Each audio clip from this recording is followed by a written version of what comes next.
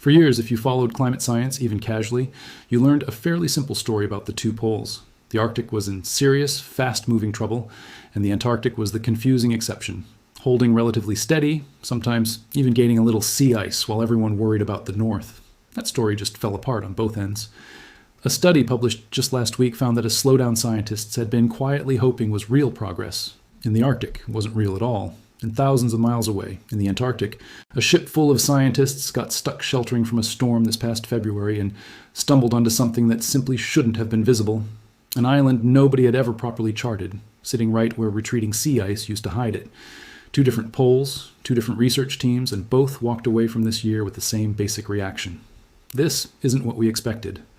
Let's get into both stories, because understanding them together tells you something neither one tells you on its own. Let's start in the Arctic, because the story there is genuinely a reversal, not just a continuation of bad news.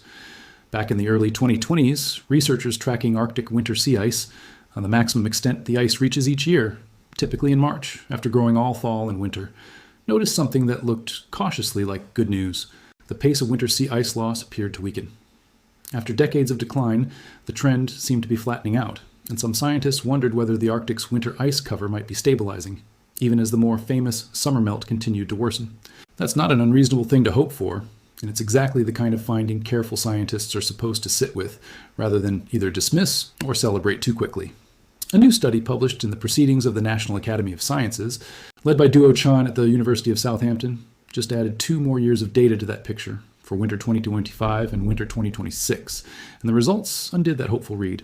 Both years came in at or extremely close to the lowest winter sea ice extents ever recorded since satellite monitoring of the Arctic began back in 1979. In fact, separate tracking from NASA and the National Snow and Ice Data Center found that this year's winter maximum, reached on March 15th at about 52 million square miles, was so close to last year's peak that the 2 years are considered statistically tied for the lowest on record. When Chan's team compared this new data against climate model simulations from the Coupled Model Intercomparison Project, the same modeling framework underlying the IPCC's most recent major climate assessment, the 20-year trend in Arctic winter sea ice showed a statistically significant decline, not a plateau. In the researchers' own words, this sharp drop changes the way scientists interpret recent Arctic winter sea ice change. What looked like a pause in the early 2020s now appears to have been a temporary slowdown, not a stabilization, and the long-term downward trend picked right back up. I want to explain why winter sea ice extent actually matters, because a lot of public attention understandably goes to the dramatic summer melt season instead. Think of winter maximum extent as the starting inventory the Arctic has to work with each year before the summer melt season begins stripping it away. A lower winter peak means there's simply less ice available heading into summer, which means the following melt season has less of a buffer before it starts cutting into ice that's been there for multiple years, rather than ice that just formed a few months earlier. Multi-year ice is thicker and more resistant to melting away completely, so a shrinking winter peak, sustained over years, gradually erodes that buffer and leaves the whole system more fragile going forward, even in years when the summer melt itself doesn't look unusually dramatic. There's also a very specific current mechanism behind exactly where this year's Arctic ice loss is concentrated, and it's worth understanding because sea ice loss is rarely uniform across the whole Arctic Ocean at once. As of early July this year, overall Arctic sea ice extent was running at the 4th or 5th lowest level on record for this point in the season, a little over 9 million square kilometers, roughly 1.5 million square kilometers below the 1981 to 2010 average. But that shortfall isn't spread evenly. It's concentrated almost entirely along the Atlantic side of the Arctic, the seas near Scandinavia and the edge facing the North Atlantic, while ice conditions across the rest of the Arctic Ocean are running closer to normal. June this year was an unusually stormy month over the Arctic Ocean, and persistent winds blowing up from the south specifically funneled warm air into that Atlantic sector, while other parts of the Arctic actually stayed on the cooler side. Scientists sometimes describe this pattern as the Atlantification of parts of the Arctic. Warmer Atlantic water and air increasingly pushing into a region that used to be reliably cold year-round, essentially importing a warmer ocean regime into what used to be classic polar territory. The process isn't just about warm air sitting on top of the ocean either. In a normal, more insulated Arctic, a layer of colder, less salty water sits near the surface and acts almost like a lid, keeping a deeper layer of warmer, saltier Atlantic origin water from mixing upward and reaching the ice from below. Researchers studying the Atlantic gateway into the Arctic, particularly around the Barents Sea, have been tracking that surface lid, gradually weakening in some areas, which lets warmth from below reach the underside of the ice more easily, on top of whatever warm air is arriving from the south.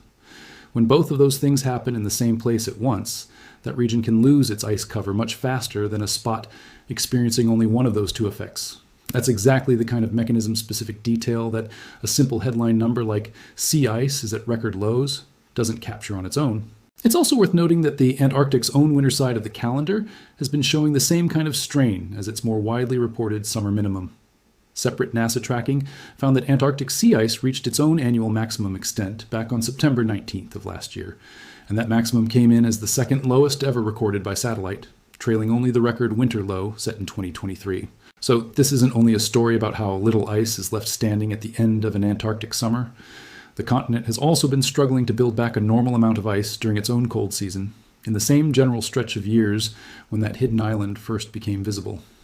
Now let's go to the other end of the planet, because the Antarctic story this year is, if anything, even stranger, and it comes with a genuinely remarkable discovery attached to it.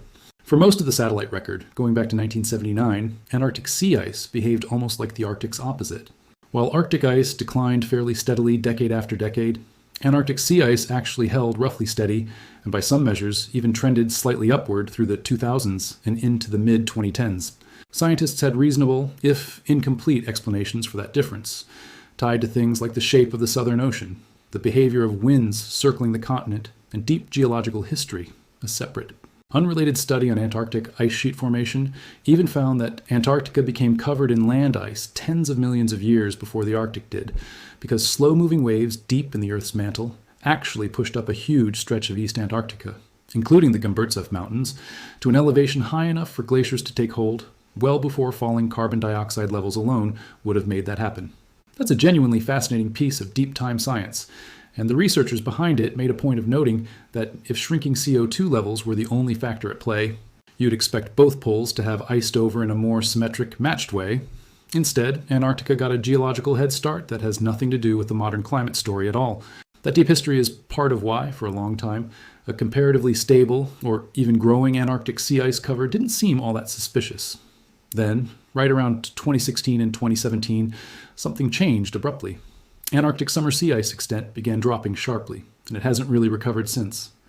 According to the National Snow and Ice Data Center, this is now the fourth consecutive year that the Antarctic's summer minimum extent has fallen below 2 million square kilometers, a threshold the continent had essentially never crossed before this recent stretch began. This year's summer minimum, reached in late February at just under 1 million square miles, was actually a bit higher than the unusually low levels of the 4 years right before it, which is a small silver lining, but it still came in well below the longer-term average, and nowhere close to erasing the broader shift that started back in 2016 and 2017. Here's where the story gets genuinely remarkable. Back in February of this year, an international team of 93 scientists and crew members set sail aboard the German research icebreaker Polarstern, operated by the Alfred Wegener Institute, to study ocean currents, sea ice, and the flow of cold water out of the Larsen Ice Shelf in the northwestern Weddell Sea, an area that plays a genuinely important role in how the whole Southern Ocean circulates. Rough weather forced the ship to seek shelter near Joinville Island, close to the tip of the Antarctic Peninsula, and while they were sheltering, the crew noticed something odd sitting a short distance away that, from far off, looked almost like a dirty iceberg. It turned out to be an entirely uncharted island. The location had only ever appeared on nautical charts as a vague, unexplained danger zone, because for as long as anyone had been mapping this stretch of coastline, thick sea ice had simply obscured whatever was actually underneath it. Retreating ice had finally exposed solid ground that had been sitting there the whole time, hidden in plain sight in one of the more heavily studied corners of Antarctica. While they were in the area, the team also took direct measurements of the surrounding sea ice, and what they found illustrates just how uneven and dramatic the changes there have become. In some shallow areas closer to the coast, tidal action and general movement had pushed ice up to as much as 4 meters thick. Just a bit farther out, the ice thinned dramatically to around 1.5 meters and was far less deformed and jumbled than the thicker coastal ice. The researchers also documented strong surface melting across the region, with snow cover disappearing entirely in places, and the exposed ice underneath taking on a distinctive bluish or grayish tint rather than the usual bright white. Beneath the surface, they detected distinct layers of fresh meltwater sitting on top of the denser, saltier ocean water below. And that layer of fresh water doesn't just affect how quickly the ice above it melts, it also affects the tiny algae and other microorganisms that live in and directly beneath the ice, organisms that play a real measurable role in how the Southern Ocean absorbs and cycles carbon.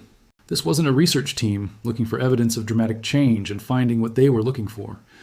This was a routine current and ice flow survey that got redirected by a storm and stumbled into physical proof of just how much this specific stretch of Antarctica has transformed since Antarctic sea ice was still considered the stable, boring half of the planet's polar story. The current, present moment Antarctic picture backs all of this up. As of early July this year, overall Antarctic sea ice extent was sitting at the 6th lowest level on record for this point in the southern hemisphere's winter growth season. June saw unusually low atmospheric pressure spread across almost the entire Southern Ocean, especially concentrated in the Amundsen Sea, and that low pressure pattern is very likely part of what's been driving warmer than normal conditions and suppressed ice growth specifically near the Antarctic Peninsula, right in the same general region where that hidden island turned up. It's worth being precise about what connected actually means here, because the Arctic and Antarctic are not the same physical system reacting to each other directly. They're separated by an entire planet, and a low-pressure system over the Amundsen Sea doesn't reach up and cause a storm over the Barents Sea. What connects them is the shared, planet-wide warming trend driving both regions, not some direct mechanical link between one pole and the other. That distinction matters because it's exactly why researchers pay close attention to moments when both poles move in the same direction at once. It's a genuine test of whether what we're seeing is two unrelated regional stories that happen to coincide, or the signature of one coordinated whole-planet response to a shared cause. This year, for both the freshly reanalyzed Arctic data and the freshly exposed Antarctic coastline, that test came back pointing toward the same answer. So here's the part that ties both of these stories together and explains why researchers are genuinely recalibrating how they think about the planet's ice right now, rather than just filing each pole under its own separate expected narrative. For decades, the Arctic is collapsing while the Antarctic mostly holds steady was a defensible summary of what satellites were actually showing, and it had real physical explanations behind it, tied to genuine differences in geography, ocean circulation, and deep geological history between the two poles. What's caught scientists off guard this year is that both of those separate stories just moved in the same direction, hard, at the same time. The Arctic's brief winter pause, which some had cautiously hoped was a sign of stabilization, turned out to be a temporary lull before the decline reaccelerated to record lows, and the Antarctic, long treated as the exception that proved the rule wasn't universal, has now spent nearly a decade behaving less and less like an exception, with a sharp, sustained shift beginning in 2016 and 2017 that shows no real sign of reversing, punctuated this year by literal new land being exposed for the first time in living memory. This isn't the first time both poles have shown simultaneous stress, either. During the same week last summer, daily sea ice extent in both the Arctic and Antarctic simultaneously ranked third lowest in the entire 47-year satellite record, a genuinely unusual coincidence that researchers noted at the time. What's different now is that the Arctic side of that coincidence just got a fresh, statistically rigorous confirmation that it isn't a fluke, and the Antarctic side just produced a vivid, almost unbelievable physical illustration of the same underlying trend. I want to clear up a common misunderstanding here, because it's an easy one to make and it actually matters for getting this story right. Melting sea ice on its own doesn't meaningfully raise ocean levels because sea ice is already floating and already displacing its own weight in water, the same basic reason a melting ice cube doesn't make a full glass of water overflow. So the direct danger from sea ice loss isn't sea level rise. The real significance is something else entirely, and it comes in a few different forms. First, sea ice reflects a huge amount of incoming sunlight straight back out to space, while open, dark ocean water absorbs that same sunlight as heat instead. Less ice means more absorbed heat, which drives more melting, which exposes more dark ocean, in a feedback loop that reinforces itself over time. That loop is a big part of why the Arctic has been warming roughly 4 times faster than the global average over recent decades. Second, sea ice acts as an insulating lid between the ocean and the atmosphere above it, and losing that lid changes how heat and moisture move between the two, which can influence weather patterns well beyond the polar regions themselves, an area researchers are still actively studying rather than fully settled on. Third, and maybe most tangibly, sea ice is a genuine habitat, home to everything from ice algae to seals to the animals that feed on them, and losing it removes that habitat outright, not gradually. Where sea ice loss does connect to actual sea level rise is indirectly. The same broad warming pattern responsible for retreating sea ice is also the pattern driving accelerated melting of land-based ice in Greenland and parts of Antarctica. And land ice sliding into the ocean absolutely does raise sea levels, because that ice isn't already floating and displacing its own weight the way sea ice is. It's also worth mentioning that studying any of this, especially the living ecosystem living in and under polar ice, still genuinely requires people, not just satellites and robots. Scientific diving programs training researchers to work directly beneath Arctic and Antarctic ice have been expanding in recent years, and one British Antarctic Survey marine biologist involved in that kind of fieldwork put it simply: dragging a net across the seafloor to sample it would destroy the very habitat you're trying to study. And a remotely operated submersible usually can only grab one specimen at a time, while a trained diver can collect a dozen or more organisms by hand without disturbing the surrounding ecosystem. That's a small but telling detail about how this research actually gets done. A lot of what we know about how fast these ecosystems are changing comes from people physically diving into some of the coldest, most remote water on the planet to check. I also want to be careful not to overstate what any single data point proves here, because that kind of restraint is exactly what the scientists themselves are practicing. One of the NSIDC researchers tracking Arctic winter ice put it plainly: a low year or two doesn't necessarily mean much entirely on its own. It's only when you view individual low years within the broader multi-decade trend that they start to tell you something meaningful about the overall trajectory of change. That's exactly the right way to think about everything I've just walked you through. Not as a single alarming headline, but as one more data point. In the Arctic's case, a very rigorously analyzed one, and in the Antarctic's case, a genuinely vivid physical one, both pointing in the same direction as the longer trend that's been building for years. So what happens next, and what's actually worth watching?